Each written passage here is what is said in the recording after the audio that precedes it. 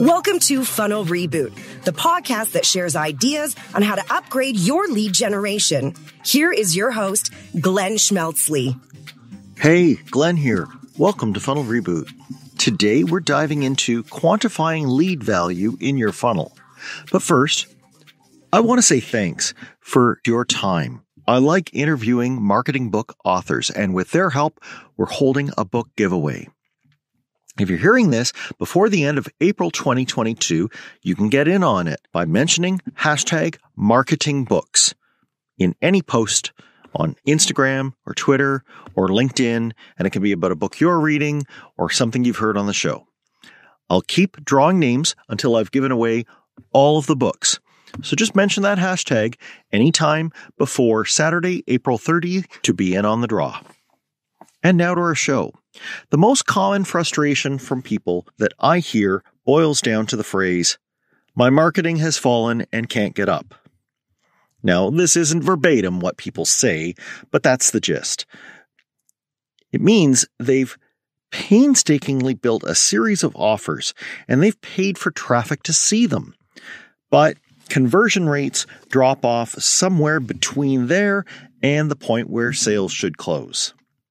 Now, can these funnels be fixed? Absolutely, but not without knowing a critical data point. Getting that data that helps fix the suboptimal parts of the funnel is our focus today. To go through this, I'm joined by a digital marketing expert and software entrepreneur. After growing up in the States, he headed to Japan to become what's known there as a salaryman. He moved back in 2010 to work with startups and digital marketers looking to grow quickly. That caused him to found SegMetrics, a tool that lets you see revenue from the perspective of each touch point in your marketing funnel. Since then, he's appeared on over 35 podcasts and in 2020 published the book that we're here to discuss, a 90-minute guide to building marketing funnels that convert. When he's not working on SegMetrics, he draws and attempts to spend more time outside with his wife and 2 daughters in Portland, Oregon. Please join me in welcoming Keith Perhac. I'm glad to welcome Keith Perhac. Welcome, Keith. Hey, thanks for having me, Glenn. Looking Really forward to glad this. to. Yeah, and we're here to talk in this marketing book series about the 90-minute guide to building marketing funnels that convert. Longest title ever. Yeah, well, it's the title and the subtitle rolled into one, and it blends in a promise that you can get it in an hour and a half. I think, my runtime was maybe just about that. So, but let's not say that because it is a short book that it's a lightweight book. There's a fair bit of meat to get into here, right? Yeah. So maybe let's start off with the first thing, which is why we're trying to make conversions in a marketing funnel improve. So maybe you can just set the context there, and I'll lift one line from the really beginning of the book that says it. It describes the marketing funnel, saying it describes your customer's journey with you from the moment they first learned about your business to the moment that they purchase and beyond. Okay, so just explain in plain English what you're saying there. It's really the experience that someone has with you is really what it comes down to. And it is crafting a holistic experience when someone let me step back one step. Yep. And say that as marketers, we're very numbers driven, right? We're looking at how many people landed on the landing page, how many people converted, and how many people bought our product, right? So we're very numbers driven. But the people going through this are not numbers. They are people that have experiences. And I think that one of the things that we forget when we're looking at the numbers and we're looking to optimize and we're looking to do all this stuff is understanding the psychological journey that people are taking as they're going through this. Each step of the funnel cohesive with the step before it? Is it a singular narrative journey that works from top to bottom and is able to lead people where you want them to go. And I think when I'm talking about these campaigns and I'm talking about these funnels and I'm talking about optimizing, at the end of the day, that's what I'm looking for, which is a cohesive narrative that leads people towards a goal. Gotcha. And if we think of it like a journey, then I know that the book delves into how to make it better. And the answer, if we use the analogy, is to look at the steps and to break the journey down into its steps.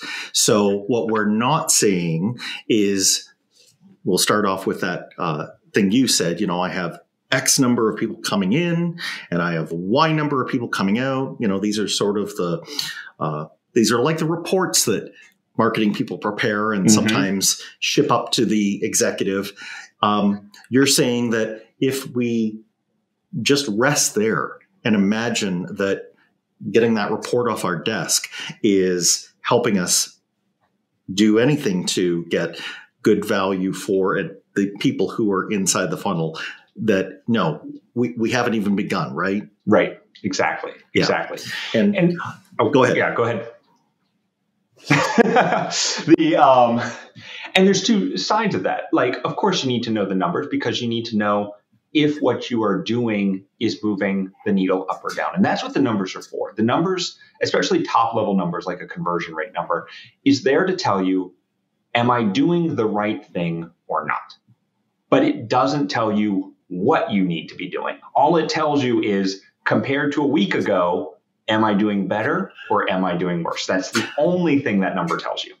And this is vexing for people who are just getting along as marketers, because when they take that, let's say, huge number that entered the funnel at the top, and they take the scrawny number that's at the bottom, and they compare them, if they're just using those two numbers, they're going to get really frustrated, because the immediate thing that they say to themselves is, I don't like how small that is, right? How few make it through. But I also don't know any more than I did a moment ago about where I'm going to go fix that. Right, exactly. And this is one thing that I think both you, I know I have, and I'm sure a bunch of people listening to this experience that we've had is, I used to have clients that would come to me and say like, hey, I need to fix my sales page. It's not converting. I'm like, oh, sure, let's do it. They're like, the funnel's only converting at like 1%. We need to work on this. Like, okay, yeah. Let's look at it. We look at the sales page. We go over it. And as we're going through, I'm like, so how many people hit this page in a week? And they're like, 2. I'm like, wait. Right. You're trying, and I understand that people want to optimize what's closest to the money. But if you're getting all these leads and only 2 ever make it to the page, you have a problem well before the funnel. But people always see the funnel as come in, convert. So the beginning and the end. But you have this whole thing in between. And that is what that's what I try to teach people. That is what you need to optimize first. You need to find where you are failing in this giant funnel, this whole experience. Where are you losing people? Yes. And you have to put your detective hat on and start to look at those numbers. I think the other major one that comes into play here is time. So, let's take that example of the person who says, I just got in 2 views of my sales page last week. So let's imagine it's a consumer purchase and, you're saying to them, okay, well, when do you typically do well in this? And, they say, oh, well, our sales were great from Black Friday up until Christmas Day.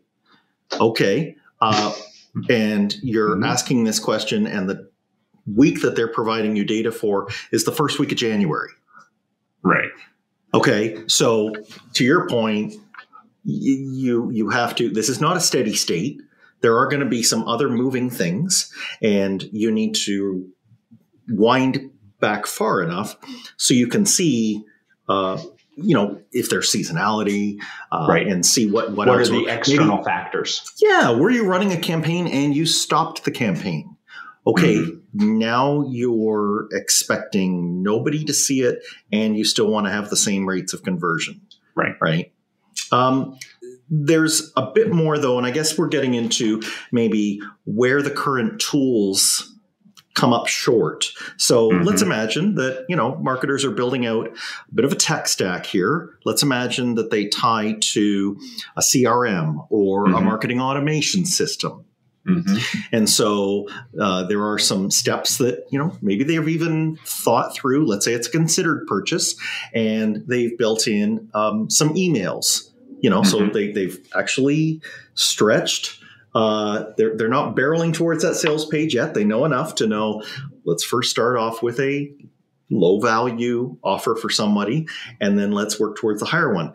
Now, one would think that this makes the job of analyzing things better because you are able to, get people and hopefully see them acting at each time. But your book points out that this leaves a pretty big problem. Like, you've actually created a new one. The fact that, this information is siloed in different places. We've got the website over here saying, okay, I've got this many hits on a page, and your email program is saying I got this many sends and opens and clicks. And you got this other one saying, this cart, I have this many, completions. Wow. We have not made our job any easier, have we? And this is one of the issues with this type of data, just what you're saying. And I've always called it the data correlation problem. And the problem is that you have this data in separate systems that don't talk to each other, that have no idea that the other things are existing. So what happens is you have a dashboard and you pull in your ad spend from Facebook. And you pull in the number of leads you had going to the landing page. And then you pull in the amount of revenue that you generated. And you're like, okay, I have these three numbers. I can make a calculation.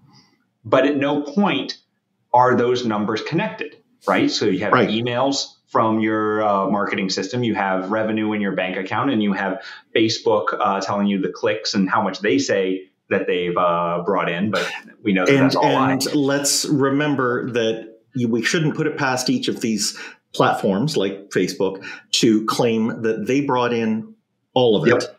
And exactly. And that's even the bigger problem, is that you have something like Facebook. Let's say you just have Facebook and Google both reporting on ads, and someone clicked a Facebook ad and a Google ad. They're both taking credit because A, they don't know the other one exists. And then B, it behooves them to take credit for that. So you're telling me if I go up to the executive suite without double checking for things like this, and I walk up with Google's report and Facebook's report, and I add up, the executive might point out to me that the total amount of potential revenue in my pipeline is even greater than the amount that we closed. I constantly got that. So we used to do split tests with VWO. And man, clients, if we were off by Visual $10, Website Optimizer, right? Visual Website Optimizer, yeah. And clients would be just down our throats if we were off by $10. I'm like, look, it's JavaScript. Like, we can't tell, but like, it's very true, because each of these systems tracks usually through a browser that is not trustworthy, and they're making assumptions about the data. And so when you take that data up, you're going to have double counts. You're going to have single counts. You're going to have missed counts. You're going to have all this stuff, and it's never going to add up to the amount in your bank account. And to complicate things just a little bit more, the fundamentals of marketing do teach that you should have an offer, and that you should try and figure out which offer is best. Even let's keep it simple and imagine our audiences are the same, that we could buy on, one ad platform or another, or through organic. But we may want to try to bring them to a webinar, or we may want to try to get them to get a large ebook download, or we may want to try to offer something else to them. And now we're fuzzying up our numbers even more, because we have multiple touch points. We have multiple conversions. And this isn't even adding in the fact that now Facebook has really limited attribution windows. So does Google. And so when I originally wrote the book, the attribution window was 28 days. This was before all the iOS 14 stuff. Now it's 7. And what that means is before it was very hard for Facebook to track, or any ad platform really, to track through a nurture sequence, usually that is offline, right? That happens in the inbox, that is not on the web, or at least not on a page that Facebook can track.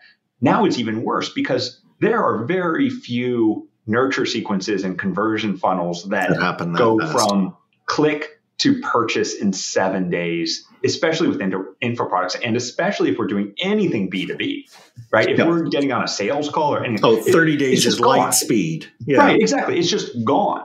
It's just gone at this point. And that's a major challenge. So you can tell and use Facebook for like, okay, someone clicked and then opted in, but what is the conversion rate of that? So now you have to do that correlated data where you're saying, okay, Facebook brought us 20 leads and we see that we have a or let's say we have a 20% conversion rate on that entire funnel. Cool. Okay. Great conversion rate. All right. Facebook brought in X leads. We had Y other leads, 20% conversion. This is great. We can calculate this out, but we don't know which leads in there came from Facebook versus Google. Yep. So when we're able to explode that out, and I'm going to go into this because this is in a minute, because this is super valuable and important to me, which is outliers. But let's break that 20% up and we say, okay, we have this many leads come in, Facebook, Google, blah, blah, 20% conversion rate. And then we dive into the data because we're tagging now. And we say, oh, Facebook leads convert at 0% and Google leads convert at 100%, right? And that adds up to 20. We get a 20% conversion rate, but Facebook leads are worthless because no one's converting and Google is.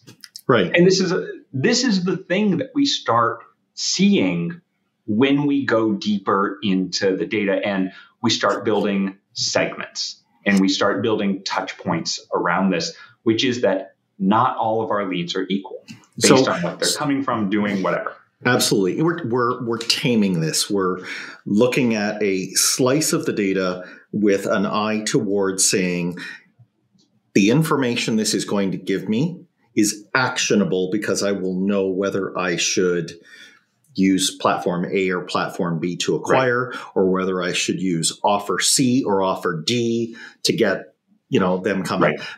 I think the one thing that the listener would appreciate, though, just in how you're using it, is that the word conversion, it's a bit slippery, right? Because in some cases, we're talking about the way the ad platform means it, which is, well, they gave their email in that form, so that's a conversion.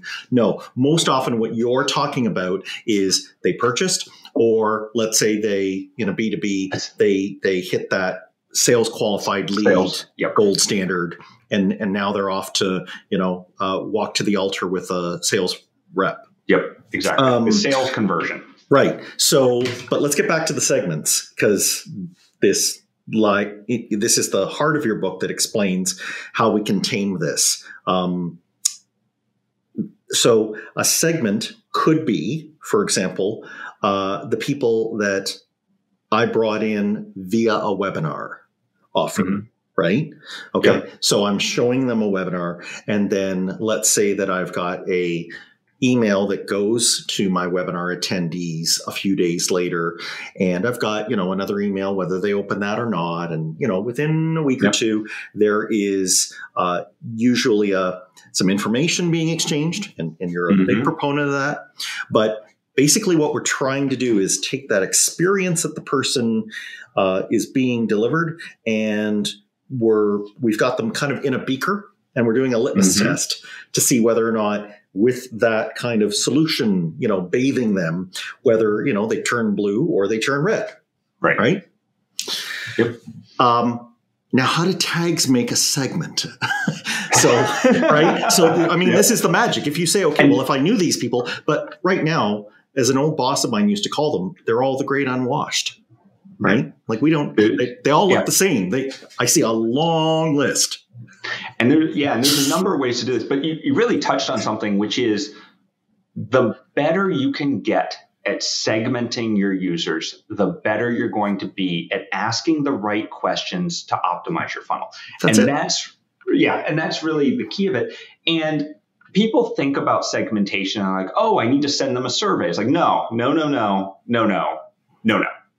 Do not send them a survey, first of all. But there are actions that people take that we call it self-selection or self-segmentation that puts them into buckets. So yeah, you call them high impact decisions, right? Yep.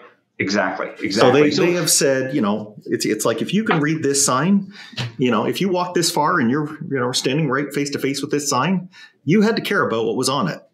Right. Exactly. And so you can do this, especially if you're doing ads, you can already target, it's like webinar for freelancers, webinar for copywriters, webinar for designers, webinar for blah, blah, blahs, right? Yeah. So and when they click on that webinar for designers, there's a good chance that they're a designer.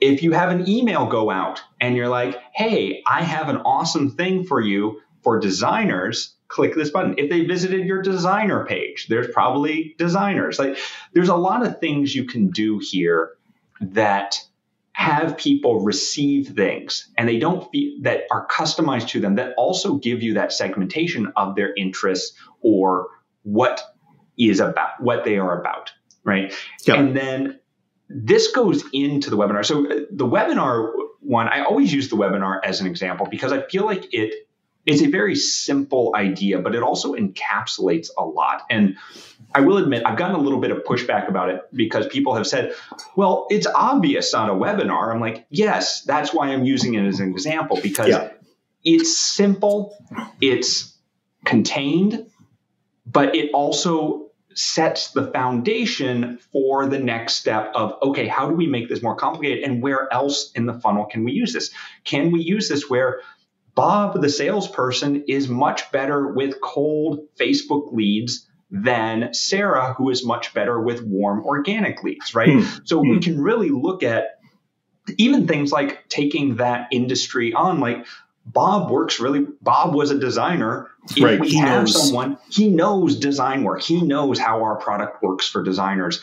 If they self-segment as a designer, get them on a call with Bob because he's going to close at 80%, as opposed to Sarah, who was a developer and she doesn't talk the designer. Like, the webinar is a good cohesive idea that is then able to be expanded out into other things as we're looking at this. So let me go back to the webinar thing real quick, because I think this is important, because normally people start with because we are limited in our time and efforts and resources, we have a webinar and we throw everyone into the webinar.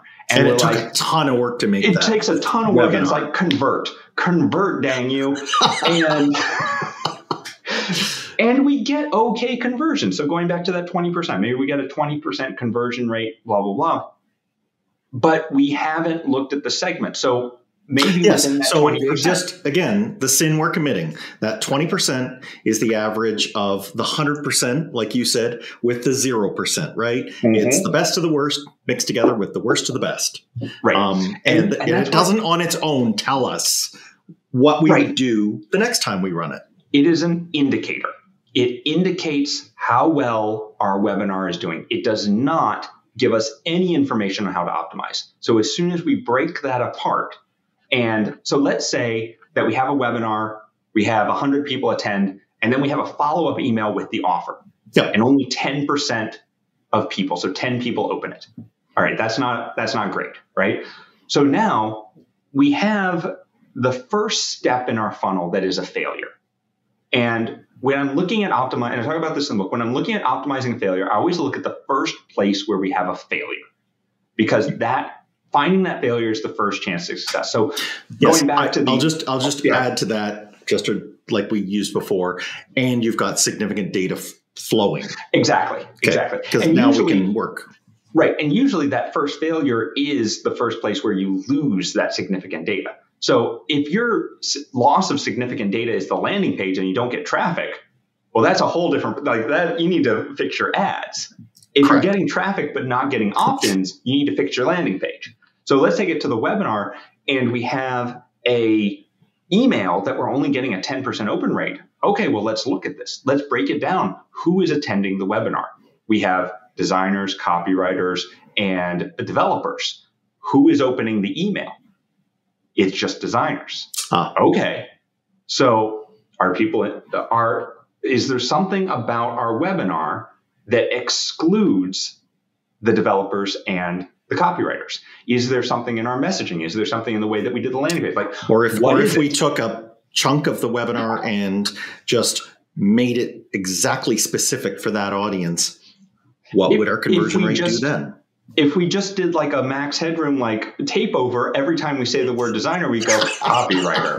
Like, does it make it better, right? Like, what can we do there? But these are the things that, and this is something I think that a lot of people who use these data programs misunderstand.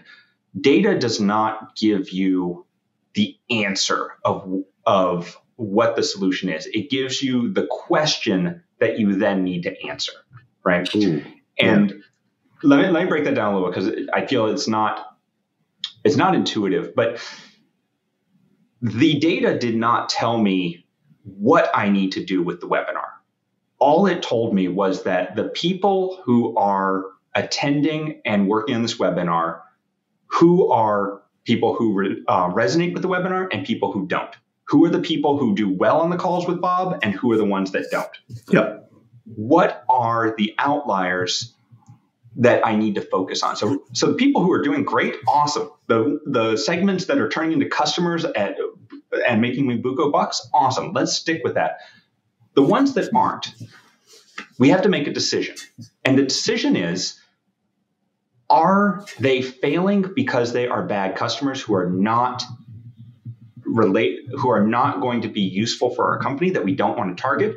Or are we failing them in the way that we are positioning and talking about our solution? And that's very important. I mean, there are huge segments of your audience that you may just not want to target because they don't have money, they're not a good fit, you can't make them successful, whatever that is. Yep. But there are also large swaths of your audience that would be a good fit if you knew how to talk to them correctly. And that's what data does. Yeah. And I'm going to point out, I think, a real failing of marketing automation systems here, because I think there's even rudimentary mistakes that we can make. But man, these systems do not make it easy for us marketers to catch our mistakes.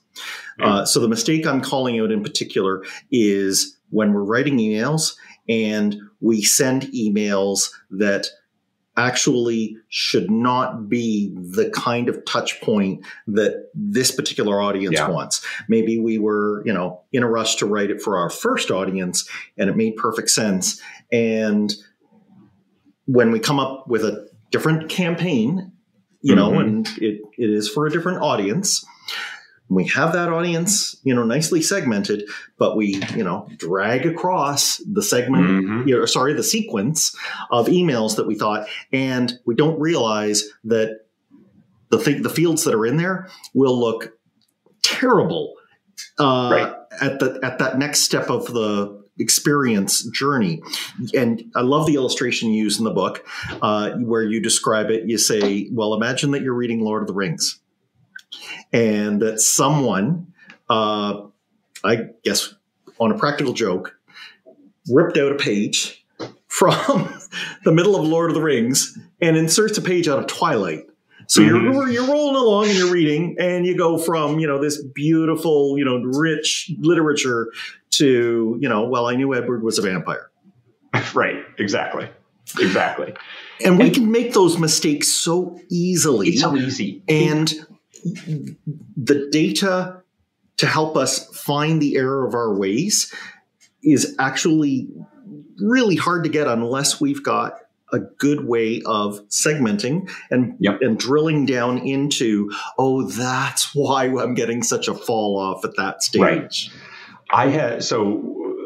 And this is one reason why it's important to go through your marketing funnels yourself. Yeah. Probably once a quarter at least. And that is very important. And we do that at SegMetrics. We go through our own onboarding sequence from putting in a credit card to hooking everything up once a quarter, because as you're optimizing, you're optimizing for things. You're like, this page isn't converting well. Let's change the phrasing on that. This page doesn't look quite well. We want to promote the webinar, so let's add in an extra email. And you're looking at this narrow slice and not the overall thing. So when you're going through it from the very beginning, you're like, wait, whoa, why are we talking about this here? This makes no sense. Like, right. And it made sense at that tiny sliver, but not in the whole. And I have an interesting story about that. So I had a client who they had this really beautifully designed complex funnel that was taking people from free trials into sales calls. And then they had a back end sales funnel and really well-written email, just beautiful, beautiful thing. And he was like, this just isn't converting. I have no idea why. And so we hooked it up. We started looking through the data. And I realized that he has probably 20,000 people going through this every month. He has 5 coming out the end. Like, what is going on here? And so I looked and I went through each step of the campaign, each email that was sent out, and I realized there was a very strong drop off where only they had 20,000 people get to this step and then 2 came out the end. I'm like, what is going on? There was a bug in their workflow that had just stopped. The campaign just stopped there and never sent out any emails. And they had no idea. They had absolutely no idea. They just thought it was not converting. But there was this one subtask of a subtask inside their workflow that just was broken. And so I rebuilt it, turned it back on, and it started converting. And it's like, right. But they had spent months. There were something like 100,000 contacts bulked up right before the stop join. And it's like they were paying money for these leads because they were running ads. Like, sure. All of this stuff. And it's just. And we have to remember with how inundated people are with things that they're doing. If they click something and it says they're going somewhere, or, you're going to get an email right back, and they don't see it, they're gone. Many people are they'll get on with their lives. And no one's going to take the time, or very rarely is somebody going to take the time to, knock on your window and say, you didn't send me what you were going to, so we have never. I call it observability, right? The system has to have some observability into what it's doing, so that you can. And I think tags really help here. So just to quickly get back to that, you point out a couple of kinds of tags. The one I really want to drill into, which I think really makes one able to get the data that tells them where they need to work on, is a touchpoint tag. Okay, so these touchpoint tags are important, and they are undergirded by a couple of things that point out where someone is in the funnel. Mm-hmm. And you talk about 6 that are used in all funnels. The 3, I guess, that I'll just point out that we might imagine. So if we have a lead and they're kind of like, picture like that factory conveyor belt, right? They're moving down the conveyor belt. So there's a start tag you recommend. So I gather that's, at the beginning of the line, right? Okay. Yep. They started down this campaign. Right. Yep. They're going down this campaign. And there will probably be a completed time frame. And if we take something, let's say, like an information product, it would be maybe completed either that they buy within 30 days or that nothing happens in 30 days. Is that a fair way to say, okay, let's drop a completed tag on them? Yep. Okay. I generally do when they finish the campaign. When they finish the campaign, we put the completed tag on. And by campaign, you're including nurtures. Nurture, right. That entire so what is the sequence that you are looking to do? So let's say let's use webinar, but start webinar campaign, completed webinar campaign. So that means they've gotten every email in that campaign. They may do other campaigns later, but they've done everything in that campaign that they need to do. Right. And it's a very pliable system. While they're in there, and this took a little bit of mental bending to do, is you recommend an active tag on them. So I guess that tag comes and then it goes. Right. Okay. And this is important because if we're going to do these kind of things, especially like we said with seasonality or other things over time, or a change to a landing page that we made at a point in time, it's really important for things like these active tags, because we can then understand this person and the other people right around them are flowing together as a cohort. Right. They're flowing together as a cohort. And what's also important is that they are currently in the middle of an experience. And what that means to me is that you don't want to interrupt the experience. Right. So let's say, again, going back to the webinar, let's say we have a webinar that is leading up to selling a $1,000 product. Okay. Right. And it just happens to be during Black Friday. And so you're sending out emails to everyone about this other deal, not this $1,000 deal. It's like, hey, did you know you can get my cheaper thing that's smaller for $100? But it's on a Black Friday sale. Yeah. It's on a Black Friday sale. And so you send a newsletter, a broadcast to everyone. Well, these people are going through an experience. You're really trying to get them to go towards this product. And suddenly they're getting other information that is counter to the experience that you're trying to craft in this webinar thing. Yes. And so that's an important part of the active, which is like, don't mess with these people. Don't distract them with other things. Don't put other things in front of them, other shiny objects that are going to take them away from the goal that you have already set up. For sure. And so there's two levels of this. The first level is an easy one of when I'm selecting people who are going to get that mass offer email, I do an exclude on tag equals active. Okay. Yep. That's no problem. I think, Keith, I get most people are good with that. Where most people are probably struggling is they've got their boss breathing down their neck. It's near the end of the quarter and they're being pressured. Mm-hmm. What do you say to them about why they shouldn't muddy this group of people going through the experience with that offer? Man, there could be revenue and we're not at our target on this in this quarter. Keith, what it's why it's how do I bear up under that pressure? And it is, at the end of the day, it is a business decision. Are you willing to throw away the long-term gain in order to get a short-term gain? And what is the long-term gain? Like, is it better data? It's two things. So first of all, it is better data because you are going to ruin the understanding of that conversion rate for that funnel right then, right? Because now you have a purchase that was made that A, shows up as coming from that funnel when it didn't, right? Because they purchased during this funnel.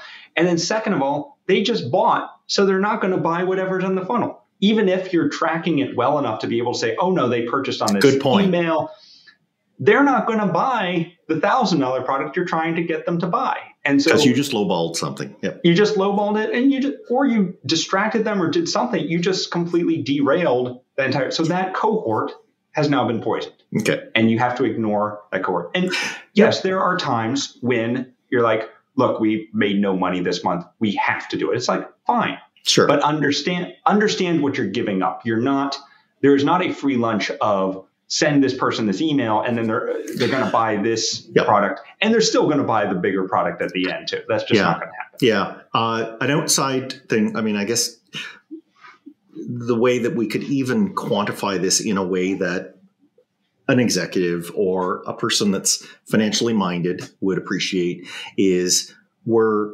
taking hard costs and soft costs. So maybe the hard costs of the ad dollars that I spent for them, I'm, if I throw another offer in, I'm kind of kissing away those hard costs because I was expecting for that higher price to get a higher amount of revenue. But that doesn't begin to describe the soft costs of that month that the team spent putting together that webinar for that product, that specific purchase. Yep. The email writing, the overhead and outside creative visuals, right? All of these things, you need the backbone at that point to say, wait, we did all those things cognizant that we wanted this result. Now's not the time to weaken our resolve, because we'll never know if it worked, right? And that money that really is hard to track, but is very real, that money gets thrown out too. Right. Exactly. And I mean, if you're like me, I'm always trying to find the solution that makes everyone happy. It's not always possible, but the result, but you can also always do, okay, just when this campaign's over, we'll do a late sale, or we'll say, hey, we had this offer and we're offering it to you again. There's other ways to get that from people who didn't purchase, or a downsell offer. There's other ways to bring that in that doesn't disrupt that flow. It's kind of like if you ever did the B2C sales and you're using Infusionsoft or whatever, and the cart dies on the biggest day of the sales. And every time that happens, the client's always freaking out. I mean, I would freak out too. Let's be honest there. And it's oh my God, we're losing millions of dollars, blah, blah, blah. Every time it's the same thing. And we send an email afterward. We say, oh, we're so popular, you broke the cart. Here's a link, and you can buy it. And we make just as much money, if not more, from that. Yeah. And there's always going to be those opportunities, and you shouldn't ruin a long-term opportunity for something that is just a short-term win. Yes. Unless you have to. Yes. Yes, I agree on those fronts. And I think it's pretty much the last piece that becomes possible when you do this tagging that allows you to make those decisions is that we can get to, I guess some people would consider this the holy grail of quantifying your funnel, which is understanding the value of a lead at a particular point in one of these campaigns. So tell me, how do we get to that? It's interesting because it's super simple. Okay. It's the simplest thing to do, and it is the biggest pain in the butt to actually do it, because the lead value calculation is very simple. It's how many people in a time frame, how many people got to that step in that funnel. So how many people have that funnel tag? How many people with that funnel tag? What was the revenue number? And then divide. That's your lead value. Super simple. Right. Okay, now do it for every step in the funnel. All right, you found a step where the lead value goes down a lot. Break out all the segments. How about the people from Facebook? How about the people from Google? Organic? How about your referrals? Now, this very simple calculation has become mind-blowingly difficult. And this was the issue that we had when we were doing the agency, where we had to say, okay, here's your funnel. Here's the dollar value of each step. Here's the dollar value of someone who goes to the webinar. Here's the dollar value of someone who registers to the webinar, attends the webinar, does the email, purchases on the webinars, the dollar value of someone who watches the replay, buys the upsell offer, the downsell offer, the blah, blah, blah, blah, blah, blah, blah. All of these numbers, we have to have a dollar value and a conversion rate for. That means we have to pull the pivot tables and do the whole thing. Yes. Right? And then the client says, well, why? So now we have to break it down by segment, all of those things. And we have to calculate each number. And suddenly we were spending more time doing pivot tables and calculating this than we were making recommendations and being smart about what was going on. Because let's be honest, you're just buried in the math. And not to mention, if you're in a big enough funnel, you will hit the point where Excel or your Google Sheets maxes out its processing. It's 2 million rows, I think? Yeah. We've hit it many times, yes. Right. And honestly, that's why we built SegMetrics, because let's take the Facebook example that we had before, where we have a funnel and we tag people. Did they come in from Facebook or Google? Cool. Super easy. Tagged Facebook or Google. All right, well, what about the campaigns? Okay, so for each campaign, we now have a separate landing page with a separate tag for Facebook and Google. Okay, I want to do ads. Okay, so we have a separate landing page, a separate tag, and suddenly we have 10,000 tags with 10,000 landing pages. And then we have to parse that data. And with most email systems, the more tags you have, the slower it gets. Yep. And so suddenly all your time is spent building these. And so this was the challenge that we had. And we were like, with SegMetrics, it's all just a spreadsheet.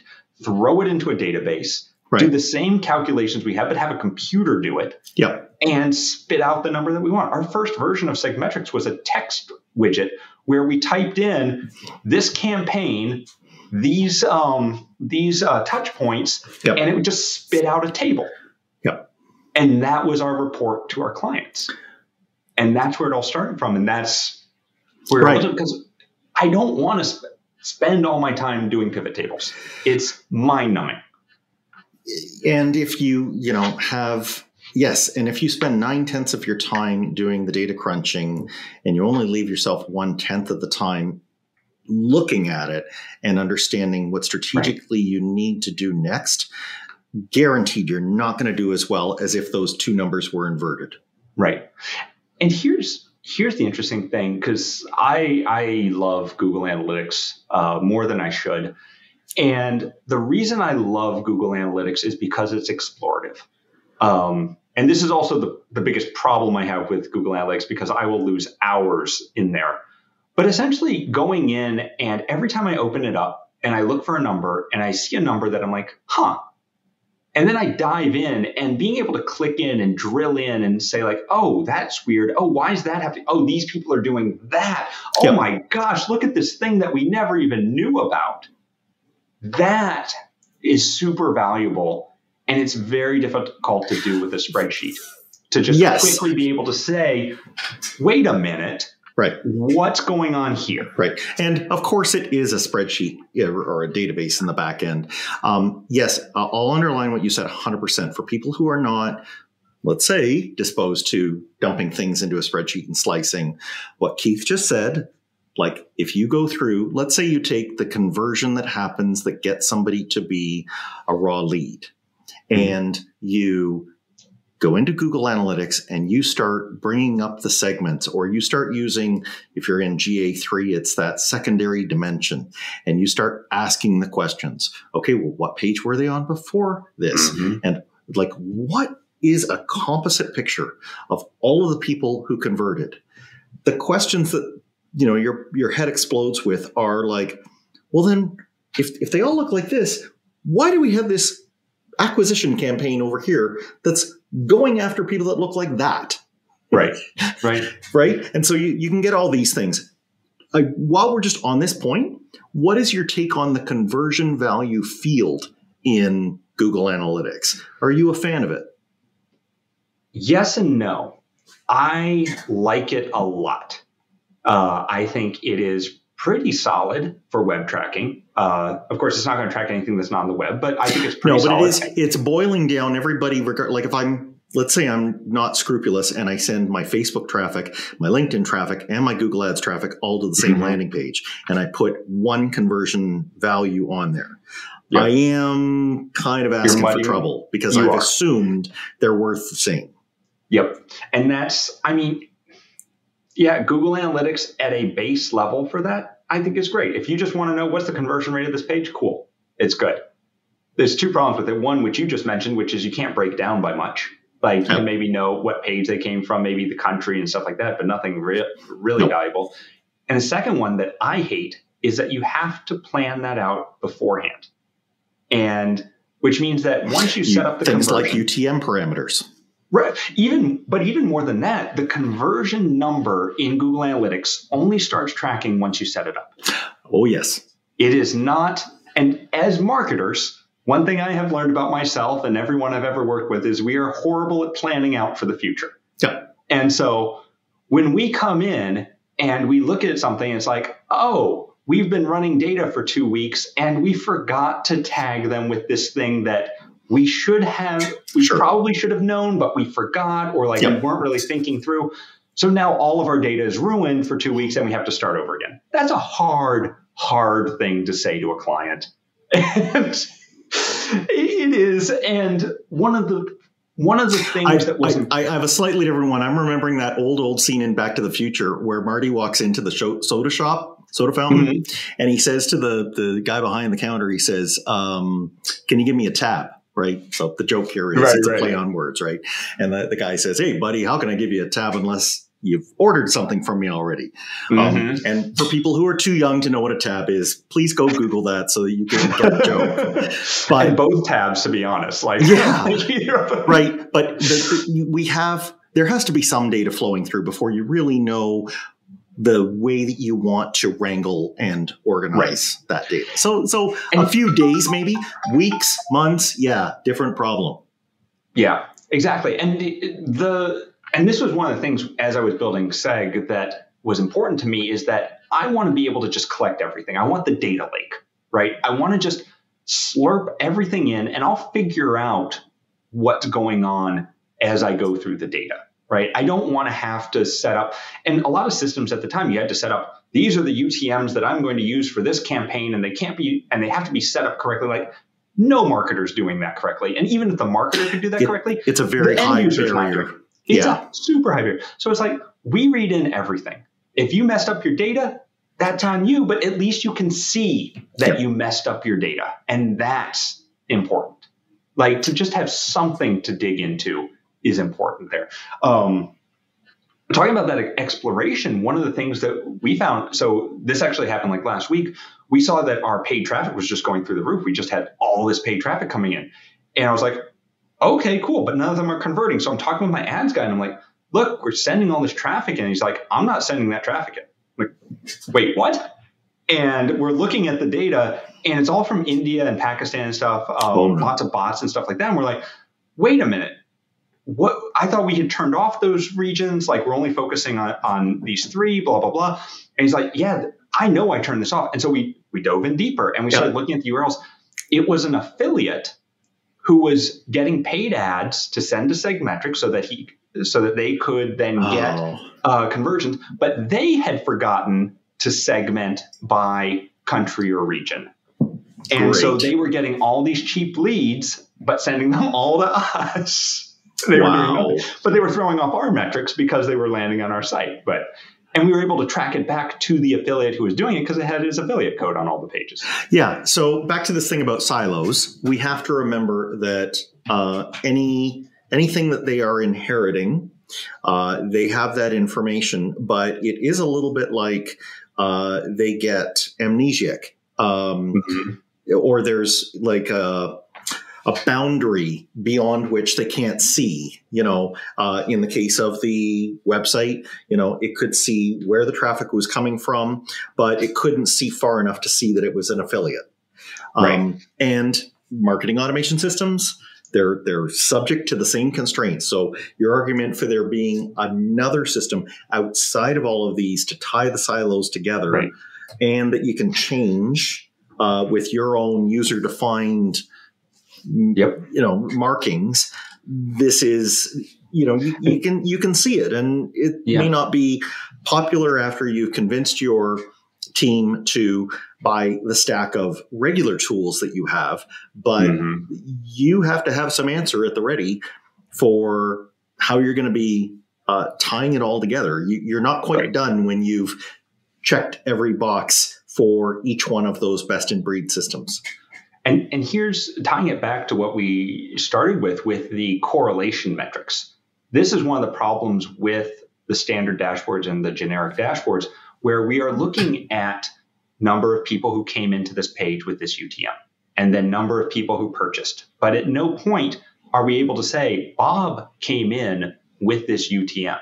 And that's one of the things that we wanted to solve with SegMetrics is every single event is tied to an actual person in your email marketing platform. That's important. When we see the clicks come in, they are anonymous. As soon as we see a person attached to them, like they put in their email address or they click an email or do anything like that, we connect that data together. And it's like, look, Bob, we can see that whole thing. Bob came in 4 months ago. He visited your blog. He did this. He finally signed up yesterday. And then he started on this campaign. He talked to John, the salesperson. He's talking to a sales rep tomorrow, blah, blah, blah, and have that full journey back and tie it together. And what that means is that when we say that there are 20 people who clicked this ad and then purchased, we can give you a list of those 20 people.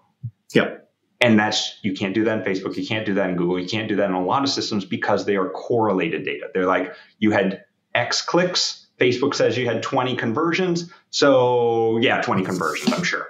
Yes. But who are they? And this is one of the challenges.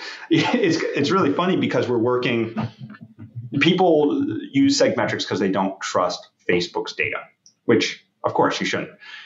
And yet at the same time, they'll always compare us to Facebook's data. They're like, Facebook says we had 20 leads and you say we only have 10. Sure. I'm like, I can show you my 10 leads, Good point. Can Facebook, and I can show you the 30 people who purchased and where each one of those came from. So I don't know what you want us to say. I mean, one is obviously lying, and one has the exact data of every single person's transaction and web views. Yeah. So what? Yeah. I think some of it comes down to the stated purpose for each, right? So SegMetrics is a paid tool, and it's user paid. You are getting 100% of your revenue from the person who wants that data on those identified people to come through. When they're dealing with an ad platform, they are in a media love triangle between the platform, the publisher, let's call them a publisher, the reader, and the advertiser. And their loyalty is first and foremost to the reader, not the advertiser. You're the third wheel in this relationship. Right. What is the goal of an advertising platform? It's to make you spend more money on the ads. Whether you get any value out of the reader doing anything or not. Right. Their interest is to make you think that your ads are doing great so that you spend more money on those ads. And to be honest, it isn't a theory, because there's been multiple lawsuits against Facebook for doing just that thing. And it's frustrating. It's very frustrating for me, because I used to be a big proponent of Facebook ads, and we still use Facebook ads. And for certain industries, it works really, really well. But it's always challenging because you can't trust the numbers. You'd said earlier that you think outliers are an important thing that we have to contend with if we're going to be trusting our data.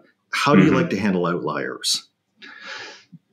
When you mean handle, how do you mean? Like as a marketing strategy? Are they, so let's imagine that I've got my segment well defined, and I'm trying to figure out where I am getting a drop off in my data.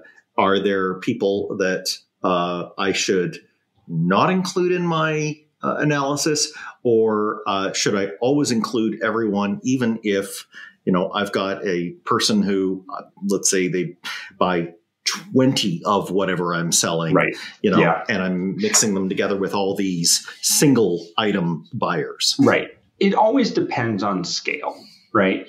So let's say you have one person that bought 20, and he's one person out of 5,000 customers. Right. It's a drop in the bucket. Doesn't matter. However, if he's one of 10 customers, yes, it's throwing off. So when we're looking at outliers, and I always look at like a plot graph, right? You're looking at outliers, significant outliers. And I don't mean significant in so a person bought 20 where most people buy one. I'm talking about a significant number of outliers that are significantly outlying. So if we have one person who bought 20, then whatever. If we have 10 or 20 people who bought 20, okay, this is an interesting subsegment. So can you build a segment out of that outlier is really the question. Is there enough data about that outlier, the outliers, that group them together? Because if the segment is this person's name is Bob, that's not a segment, that's an individual. So are they designers? Are designers buying 20 copies because they want to give them all to the designer friends? Like, what is the segment and that group there when we're looking at outliers? And you quite rightly point out that if we slow ourselves down enough, and we maybe even just get somebody around who knows a bit of what a standard deviation is to try and see if there's enough of these, we may do what we were really setting out with trying to get all this information in the first place, which is to look at our funnel again with fresh eyes and maybe figure out, hey, wait a minute, there's a whole new target here. There's a whole new, or our product needs to be built with a team component, and it can be sold at an enterprise level, not a single user level. And this is exactly the same thing we figured out at SegMetrics. We were like, because I had worked with info product people, I'm like, the owner of the company, the stakeholder is going to be the one signing up. No, they are not. Like, we do have those people, but 9 times out of 10, it is one of the analytics people in marketing, or it is an agency. And so we have an extensive agency feature set because they are the number one customers for our product. And if you'd looked at your early numbers and kicked out agencies because they look like outliers, you wouldn't have done that product development and probably have missed that. Exactly. It's a great point. People like to say, and I guess Peter Drucker is the first one who said, marketing is one of the only two core functions that a company really needs. Yeah. This should be proof of it, that if you have this kind of data, the number of things that you could use it to at least spark your thinking and ask, what could we be doing next? It pretty much reaches into every corner of what a company would do. Exactly. And I think that's the disservice that a lot of people do to themselves. They hear marketing and they think advertising. Yep. And that's not what it is. Marketing, in my mind, is understanding your customer and positioning yourself in a way that makes you more attractive to that customer. Yep. For the entire lifetime. Yep. Exactly. Keith, if people want to find out more about the book or more about you or more about SegMetrics, where can they go? Best place to go is SegMetrics.io. That's where SegMetrics is. We also have a copy and links to the book on there. And then you can find me on Twitter at the worst name ever, Harisenbon, HARISENBON 79. Or just search for Keith Perhac. There's literally one of me on the internet. That's probably the easiest. I always joke that the reason I got into marketing was to bury all of the embarrassing things that I wrote on message boards back in 2000 and earlier. And it's because I have a unique name, there are no other Keith Perhacs. Right. So I stand out like a sore thumb. So I just have to bury those. Yeah. You have to put new content on. It's got to push all the other stuff out of the results, right? Exactly. Sweet. I'm really glad that you were able to take us through this, and I would encourage someone who needs to get a handle on how their funnel is acting to take away what Keith has said or pick up a copy of the book so that they can find out exactly how they might do this, or whether they don't want to sweat through spreadsheets and they want to consider an automated option. And I want to thank you for keeping up to date with these marketing book series. If you have someone else who you think would benefit from this episode, please share it with them. And I hope that Keith has given you a way to reboot one part of your funnel and make your lead generation even better. Thanks for listening. Follow the show on Twitter at Funnel Reboot. If you like what you have heard today, please consider leaving a review wherever you get your podcasts.